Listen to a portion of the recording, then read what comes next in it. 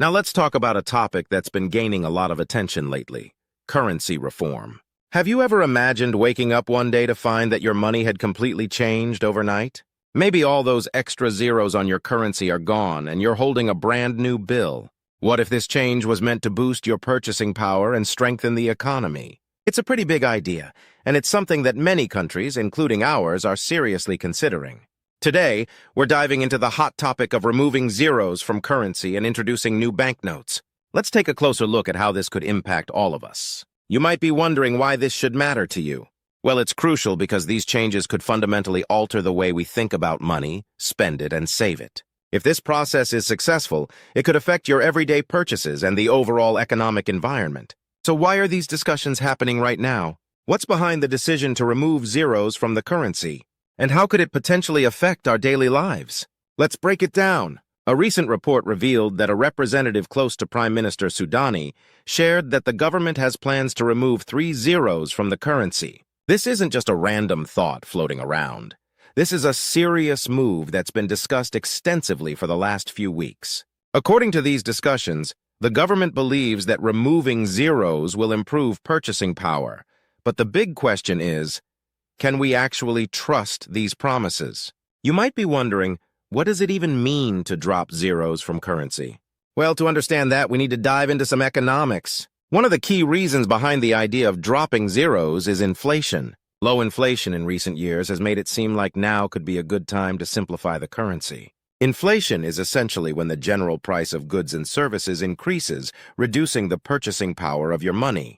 When inflation is low, the purchasing power of your money stays relatively stable, making it a good time to undergo such a change. Dropping zeros would make everyday transactions easier to handle. For instance, think about purchasing an item for $1,000. In the new currency, that same item could cost $1. It simplifies the math and makes the process feel more manageable for both consumers and businesses. But there's a catch. Will this really be as simple as it sounds? What about all the changes involved in introducing a new currency? The government says they have a plan for a gradual transition. Initially, both the old and the new currency will coexist. This means you'll likely see both old bills and new bills in circulation. The government has promised to phase out the old bills over time, allowing people to gradually exchange their money at the bank. But here's where things could get tricky. How will people know how much things cost? If a loaf of bread costs $10 with the old currency, and the new currency replaces it with $1, theoretically, you should still be able to buy the bread for the same price. The purchasing power should remain the same, right? But that's where concerns start to arise. Critics argue that there could be confusion about pricing and that prices might shift unexpectedly. People may not fully understand how the new currency works and could panic. Panic buying or hoarding money might occur as people fear that their cash will lose its value, making the government's job of ensuring a smooth transition even harder. This is why communication will be absolutely vital. The government needs to make sure that they are providing clear, understandable information. They need to explain not only how the new currency will work, but also why these changes are necessary and what benefits they bring. For example, will there be a deadline for exchanging old bills? How long will people have to transition from the old currency to the new one? These details matter. Providing clear timelines, expectations, and guidance will help build trust with the public. The psychological aspect is just as important. People are attached to their currency. They've grown accustomed to seeing those 3 zeros on their bills. Changing the way people think about money is not just a numbers game, it's a mental shift. For many, this change could bring anxiety or uncertainty, so the government must ensure that the public feels comfortable and informed every step of the way. Businesses also have a key role to play in this transition. They need to be prepared for the change and make sure customers understand how pricing works. For the first few months, or even years, businesses should display prices in both the old and new currencies. This will help ease the transition and allow people to slowly adjust to the new way of doing things. The government could also consider running an information campaign using social media, community meetings, and distributing simple, easy-to-understand pamphlets in banks and stores. These efforts would help clarify any confusion and ensure everyone is on the same page.